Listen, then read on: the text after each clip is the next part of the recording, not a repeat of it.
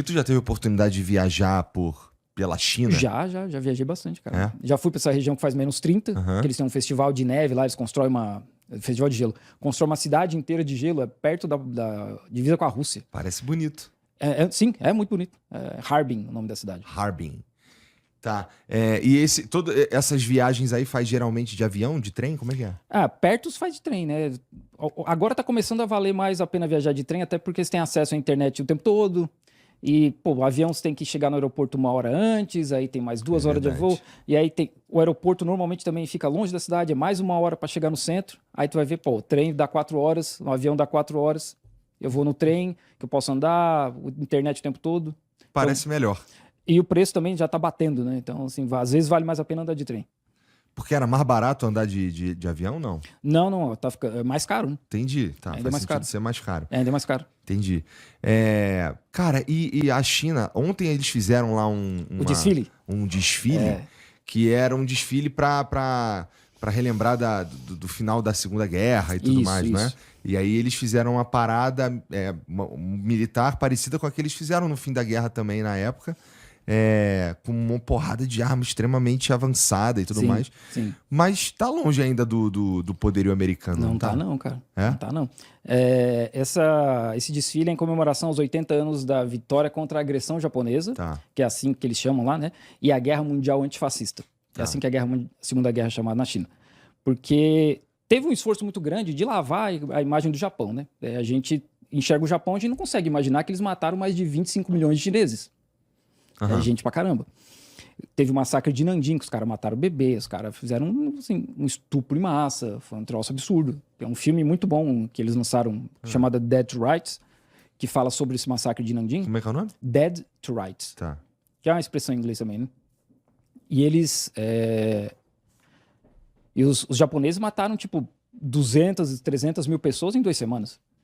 Bastante gente, né? Então é por isso, é assim que eles lembram lá. Então a China tem esse esforço aí, e claro, a Rússia também fez, né, um desfile sobre a vitória, né, sobre o fascismo e tal, e eles liberaram um monte de arma ali que ninguém fazia ideia que a China já tinha, cara, uns tipo drone tanque, drone submarino, os mísseis hipersônicos, que os Estados Unidos não conseguem parar, esse é o maior medo deles, né? Os Estados Unidos não tem defesa para míssil hipersônico, e a gente viu até quando o Irã atacou Israel, e nem Israel conseguia parar os mísseis hipersônicos, e a China tem mais avançados e tem mais do que Israel, o Irã.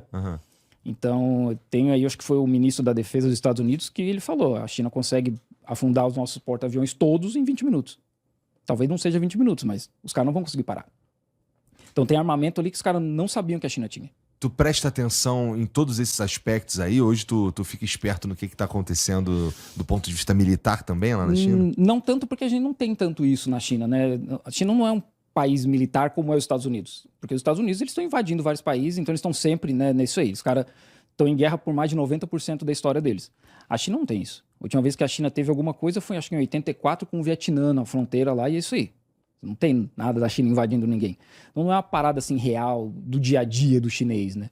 Tem os filmes e tal, mas não é um assunto comum.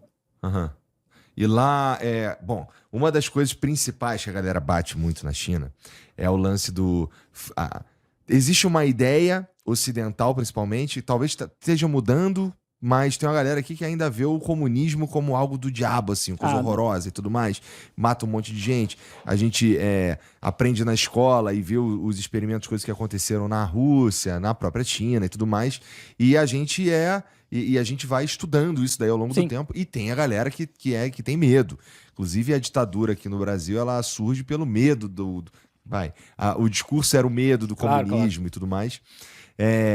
E a China é um regime comunista, mas ele é um comunismo diferente, um comunismo, sei lá... Não é comunismo, né? Que não é comunismo, Não, né? não tem comunismo na China. A China está num nível de socialismo, caminhando para um socialismo de tipo, estágio avançado até 2049, que é quando eles vão ter uma sociedade moderadamente próspera, que não tem mais pobre, tá todo mundo já no nível de vida da hora. Inclusive, a ideia é que depois disso a China comece a exportar esse modelo para outros países, que eles já meio que estão fazendo com a nova Rota da Seda. Mas não é, né? No comunismo não tem Estado, não tem governo, não tem Estado, né? Tem governo, mas não tem Estado. Tipo, não tem exército. Então não tem, né? A China não chegou no comunismo. Nem antes com o Mao Zedong era assim, né? Então, não tem comunismo na China. É o Partido Comunista Chinês, né, que controla, tem mais de 100 milhões de membros, é o maior RH do mundo, mas não é comunismo.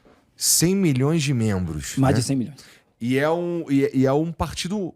Não é um partido único, mas meio que é, não é? Tem 9 partidos na China, mas eles têm que obedecer ao Partido Comunista Chinês.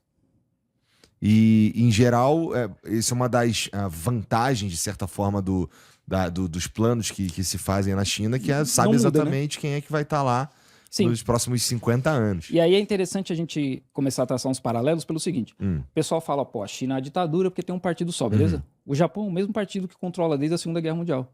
Partido esse fundado pelos fascistas que os Estados Unidos salvou da China.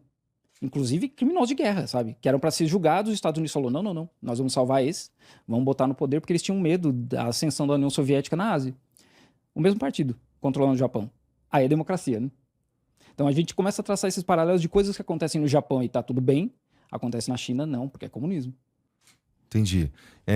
Mas como é que é viver lá no fim das contas mesmo na realidade? Porque tudo isso que a gente... Porque é muito longe, né, pra começar. Sim. Então tem um monte de informação que chega meio... E nem chega. Né? E não chega. Tem as que... A maioria eu suponho que não chega, inclusive. Não chega. Mas viver lá no dia a dia, as pessoas sentem algum tipo de... Porque o conceito... A ideia que a gente tem aqui de liberdade... eu suponho que seja um pouco da ideia de liberdade que tem lá. Então, por exemplo, aqui a gente considera muito importante poder dizer que o presidente é burro, por exemplo. Ok. Lá, como é que é? Então, a China, como a gente estava falando, a China, a base filosófica é o confucionismo. Confúcio era um filósofo chinês de 2.000 anos atrás. Só que não é só da China. Aí, de novo, o Japão. No Japão, a gente vê isso, né? O respeito aos mais velhos, respeitar os líderes, e todo mundo fala, nossa, que da hora isso aí no Japão. Na China é igual. Isso já existia antes do Partido Comunista Chinês. Isso não foi o partido que criou e falou, olha, não pode xingar o Xi Jinping. Não pode ofender os líderes. Acho que o Kobori veio aqui e falou uma vez, o japonês ele não consegue conceber, por que eu vou falar mal do imperador? Na China é igual. Só que aí se usa essa questão do comunismo para falar, tá vendo como o Partido Comunista controla as pessoas até em poder xingar o presidente? Não, mas isso já é algo muito antigo. Na Coreia do Sul é assim, na Coreia do Norte, no Vietnã, que são países onde o confucionismo se espalhou. Então, cara, é só anticomunismo, propaganda anticomunista.